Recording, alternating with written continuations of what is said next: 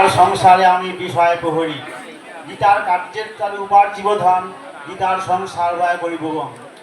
আকাশ অনন্ত, জয়ছে পক্ষীগণ, যার যত শক্তি তত করে আরোহণ।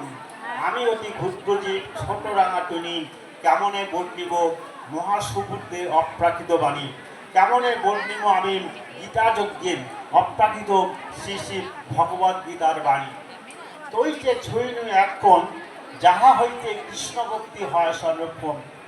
গৃহে বা বনেতে থাকো, হা গৌরাঙ্গ বলে ডাকো, সুখে দুঃখে তাকে ভুলো নাকো। 10-5 মিলে নিজে দাঁড়াতে বসিয়া, কীর্তন করো সবে হাতে তালি দিয়া।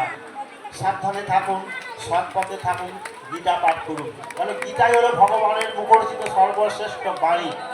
গীতাকে আশ্রয় করে আমরা যদি এই সংসারকে ভবনে যদি আসতে পারি, একমাত্র গীতাকে আসতে হয়। কারণ পৃথিবীতে বর্তমানে কালের যে পরিস্থিতি, আমার পূর্ববক্তা পূজ্যবাদ বন্ধু গৌরব মহারাজ সমস্ত বিস্তারিত করে আমাকে নতুন করে উত্থাপন করে আমি কোনো দরকার পড়ে না। সেই তার আদেশ।